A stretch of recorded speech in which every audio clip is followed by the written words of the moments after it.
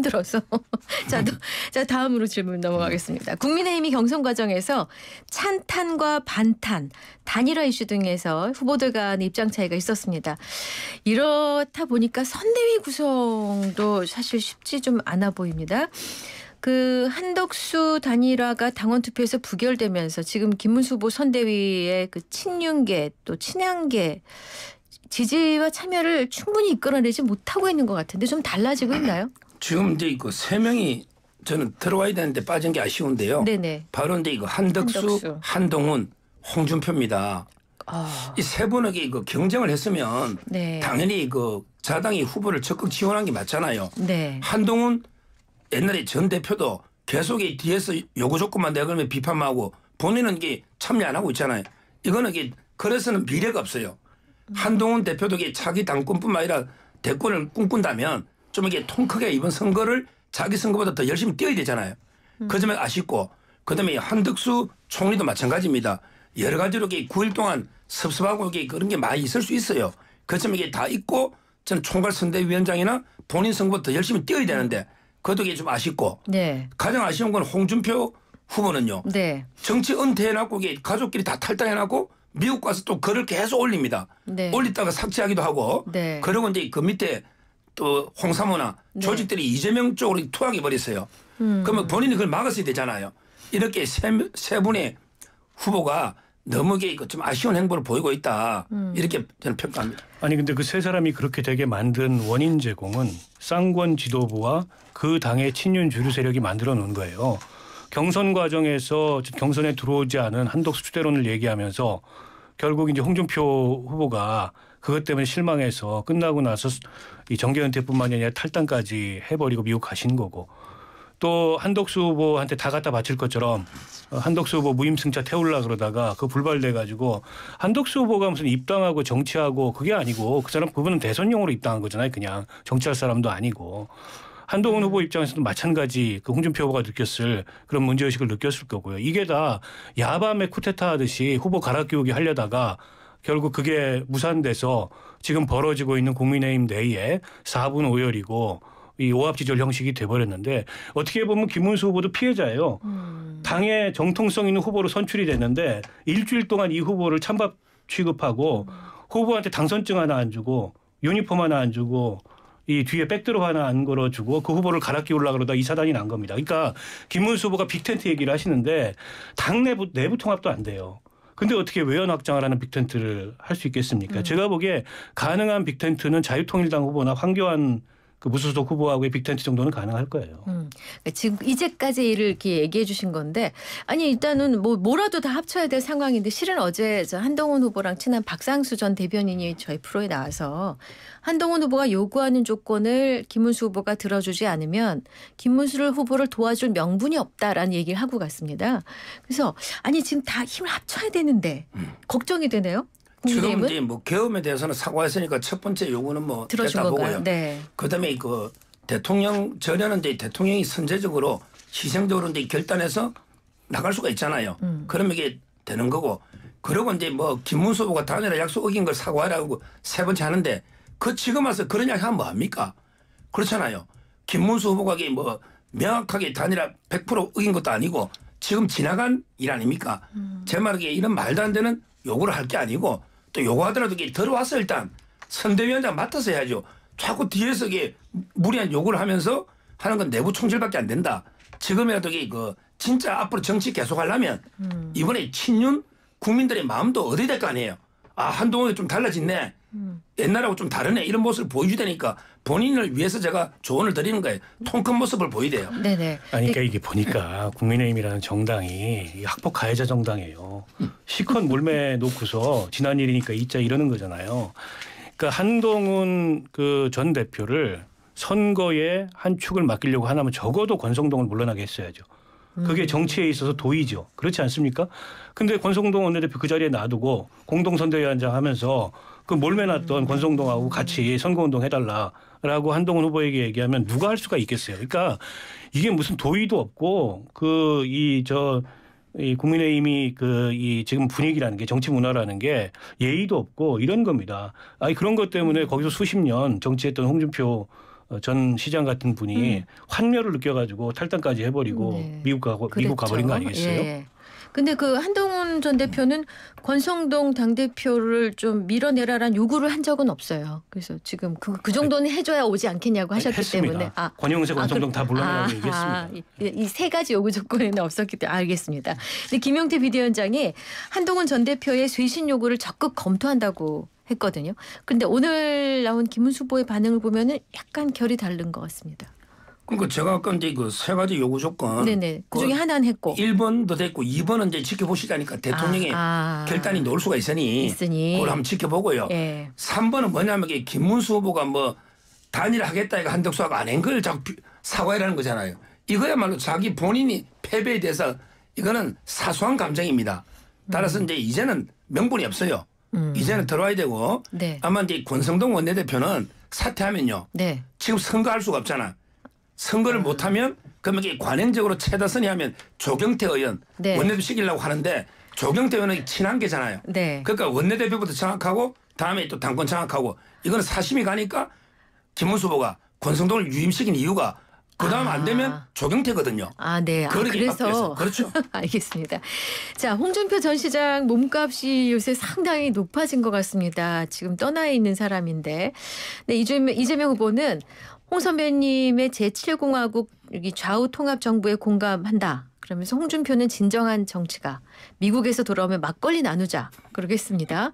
또 홍준표 후보 캠프에서 경제 책사로 알려진 이병택 카이스트 교수가 이 후보 캠프에 합류한다는 얘기가 있었는데 그 뒤론 상황은 잘 모르겠어요. 어떻게 뭐 합류가 확정된 것 같지는 않습니다. 네. 이병택 교수가 그런 입장 표명을 하긴 했습니다만 네. 그 이병택 교수의 또 지난 언행이나 네. 이병택 교수가 갖고 있었던 정치적 입장이라는 게 있지 않습니까? 네. 그에 대해서 민주당 내부에 반대가 있을 수밖에 없어요. 그런 걸 의식해서 이게 공식적으로 결정된 사안이 아니라고 아직은 유보된 상태인데 유보된 상태. 아마 결합이 쉽지 않을 수도 있겠다 이런 생각이 네. 들고요. 그 홍준표 시장하고 이재명 그 후보는 예전에도 만났던 적이 있었죠. 대구 방문하고 그랬었어요. 때. 네. 서로 이제 대립도 하지만 또 한편으로는 교류도 좀 있었던 것 같고 그리고 홍준표 시장이 지금 이제 무당적이 됐고 그러나 일정한 보수 내에 정치적 기반이 있는 분 또 지지 기반이 있는 분 특히 이제 2030 기반이 확고히 있잖아요. 네. 그러니까 이준석 후보도 이제 홍준표 전 시장을 우군 삼으려고 하고 또 이재명 후보도 외연확정 차원에서 네. 그 홍준표 시장의 지지 기반을 좀 더하려고 하고 이런 경쟁이 좀 일어나고 있는 거 아닌가. 또 홍준표 시장이 글쎄 어떤 반응을 하실지 모르겠어요. 근데 최근에 이제 홍준표 시장을 지지했던 외곽 조직 일부가 오늘인가요? 그 지지 선언을 예. 했다고 하는데 네. 또 홍준표 시장에 아주 가까운 그 측근 그룹에서는 거기는 그렇게 그 홍준표 시장의 핵심 지지 기반이라 하기가 어렵다. 네. 이런 의견도 있고 해서 네. 지켜봐야 되겠습니다만 홍 시장 입장에서 어느 한쪽에 손을 이렇게 들어주는 듯한 그런 모양새를 취하지는 않을 것 같아요. 그럼 몸값이 점점 더 올라가나요? 굳이 그럴 이유가 없을 것 같습니다. 그 몸값은 언제까지 올릴 수 있나요? 뿐만 아니고 이제 차기 정부가 들어선 이후에 네. 본인의 또 정치적 활로나 네. 이런 것도 염두에 둔다면 굳이 지금 더군다나 안 되는 쪽으로 뭘 그럴 이유가 없을 것 같아요. 네, 그 홍준표 시장의 제7공화국 좌우통합 정부에 공감한다. 이거 이재명 후보가 만약에 집권하게 되면 홍 시장과 좌우통합 정부를 같이 끌어보겠다 이런 뜻일까요? 글쎄요, 뭐 그런 그 행간에 네. 의미까지 포함이 돼 있는데 그렇다고 그게 어떤 구체적인 뭐 제안을 담은 건 아니라고 보고요. 그러나 이제 정치를 오래 하셨던 분이기 때문에 홍준표 시장도 또 이재명 후보도 저 정도 얘기하면 무슨 의미인지 메시지 핵심이 전달이 됐겠죠. 몸값 얘기 좀 더 해볼게요. 아니 네. 정계 은퇴하신 분이 뭐 인생 산막을 열겠다는데 몸값 올리면 뭐합니까? 본인이 정계 은퇴하고 인생 산막을 열겠다 했고요. 복귀 선언하면 되는 거 아닌가요? 그렇게 하는 분들 많이 있었잖아요. 예. 그런데 문제는요. 네. 만약에 홍준표가 후보가 됐으면 네. 이재명 대표가 이렇게 칭찬했겠습니까? 김문수 후보도요. 한덕수한테 질 때는 김문수가 훌륭한 사람이 하더니 갑자기 후보가 되니까 막 맹공격을 해요. 제 말은 좀 사람을 평가할 때는 일관성이 있어야 되잖아. 아마 이제 홍준표 후보가 후보가 안 되고 오히려 이제 끌어들이기 위해서 달콤한 그 사탕발림처럼 홍준표를 띄워주고 있는 이런 게 이재명 후보는 항상 이런 식이에요. 사람을 진심으로 평가하는 게 아니고 지금은 이제 홍준표 도움이 필요한 거야. 후보가 아니니 이제는 이렇게 막 막걸리 한잔 합시다. 뭐 이게 낭만적인 정치인 막 이렇게 띄우다가 진짜 후보 되면요. 대지 발정제 이런 영감탱이 막 이발부터 하거든요. 이런 식으로 우리 사람을 이게 왔다 갔다 이렇게 평가하면 안 됩니다. 알겠습니다. 자, 그런가 하면 이 보수의 적장자라고 내세운 이 이준석 개혁신당 후보도 홍준표 전 시장 화요일 출국 때 배웅을 했어요. 예. 홍준표 전 시장도 이번 대선은 이재명 대 이준석 2대2. 그때는 이제 저 한덕수 후보랑 김문수 후보 단일화 이게 안 됐을 그 전이었으니까요. 2대1하면서 국민의힘에 대한 배신감을 토로했습니다. 이준석 후보를 띄우고 있습니다. 그럼 홍준표 전 시장의 본심은 이준석 후보인가요? 이재명 후보인가요? 아니면 화가 나서 이러는 건가요? 아마 이제 저는 이게 아주 잘못된 인식인 게 본심은 이제 뭐 누군지는 모르겠지만 어떻게 이번 선거가 이재명 대 이준석이 됩니까? 오늘 제가 수치 언급 안 해도 오늘 한길 리서치라는 회사 보세요. 시청해 찾아보세요. 네. 얼마인지 지금 이게 한 6, 7배 차이 날걸요. 네. 따라서 이제 제 말은 이번 선거는 누가 뭐래도 이재명과 김문수가 되면서 나중에 0.73 네. 박빙갑니다. 지금 민주당이 뭐 57, 8 어쩌고 저쩌고 떠드는데 네. 우리 위대한 대한민국의 국민은 어느 세력이 독주하는 걸 용납 안 해요. 네. 적절하게 견제해야 겸손해집니다. 권력이. 막 58% 없고 입법 권력이 있으면 마음대로 해도 되는구나. 이렇게 잘못된 신호를 주기 때문에 결과는 이재명 대 김문수의 0.73 again 이런 차이가 날 겁니다. 네. 근데 오전에 나온 속보 하나 뭐 알고 계시겠습니다만 YS 이 김영삼 전 대통령의 차남 김현철 이사장이 이준석 후보를 지지한다고 했어요. 이게 그러면은 그 YS 당시 때 40대 기술원처럼 뭐 세대 교체하자 이거를 지금 힘을 실어주는 건가요? 아니 근데 이제 김현철 이사장 입장에서 보면 네. 지금 국민의힘은 YS 정신이 실종된 국민의힘이에요. YS 생전에 윤석열이 일으킨 비상계엄 같은 걸 용납했겠습니까? 근데 그런 걸 한 정당이에요. 그리고 그걸 두둔하는 정당이고 용납하기가 어렵죠. 망조가 들었는데 이 망조 들 바에는 차라리 보수의 미래라도 키우는 데 투자하자 이런 심정으로 이준석 지지 선언을 했다고 보고 홍준표 시장이 그 얘기를 한 건 이준석 그 후보하고 가깝기도 하고 네네. 일종의 덕담이죠. 그리고 홍준표 시장도 실제 그런 마음이 있을 겁니다. 지금 국민의힘은 끝났다. 보수 정통성도 못 지킬 거고 현실 정치에서 확장성도 없다. 그러니 차라리 미래를 보고 이준석한테 투자하는 게 낫다. 이런 시그널을 지지자들한테 주는 거고. 근데 홍준표 시장은 두루 덕담을 하시는 것 같아요. 이재명 후보를 향해서도 무슨 이재명 나라에서 살아봐라. 이렇게 약간 악담했다가 그것도 3시간 만에 지우시고. 그다음에 이준석 후보한테도 덕담하고. 김문수 후보에게도 화이팅이라고 하고. 그러니까 정계 떠난 분이니까 약간은 좀 자유로운 입장에서 두루두루 네네. 어떻게 보면은 뭐 좋은 말씀 해주고 아까 이제 정계 떠난 분이 뭐 몸값 올려서 뭐 하냐고 하는데 모르는 겁니다. 복귀할 수도 있어요. 그렇군요. 자, 오늘 이제 유력 새 후보가 모두 TK로 갔습니다. 민주당 선대위는 이재명 후보의 득표율을 역대 최다 득표율로 목표를 세웠다고 합니다. 뭐 최대 한 58% 정도 얘기가 나오고 있다는데요. 대구 경북에서도 그러려면 한 30%에 육박하는 득표율은 나와야 되는데 지금 분위기 어떻게 보고 계십니까? 대구 경북은 이제 김문수 후보가 고향이 영천이에요. 네. 그다음에 경북중학교, 경북고등학교 넣었습니다. 네. 아마 이제 압도적으로 김문수입니다. 네. 따라서 이제 옛날에 박근혜 대통령이 80%를 넘겼거든요. 네네. 그 지지율이 저는 논다. 아하. 이재명 후보는 이제 뭐 15, 6%, 이준석은 3, 4%. 압도적으로 김문수로 간다. 네. 이렇게 보고 있고요. 네네. 그다음에 58%. 네. 이 터무니없는 거예요. 뭐 본인이 전당대회 할 때 뭐 89% 하다 보니까 이게 전 국민이 그런 줄 아는데 제주예요. 아무리 많아도 이재명 싫어하는 사람이 더 많습니다. 네. 이재명은 절대 안 돼. 비토층이 훨씬 많아요. 지지층보다. 아, 그게 국민의힘을 좋아해서가 아니라 그냥. 예. 그냥 이재명의 우리 국민의힘의 가장 선거운동 1위 운동원은 이재명입니다. 네. 이재명 자신이 선거운동 왜? 비호감도가 워낙 높아요.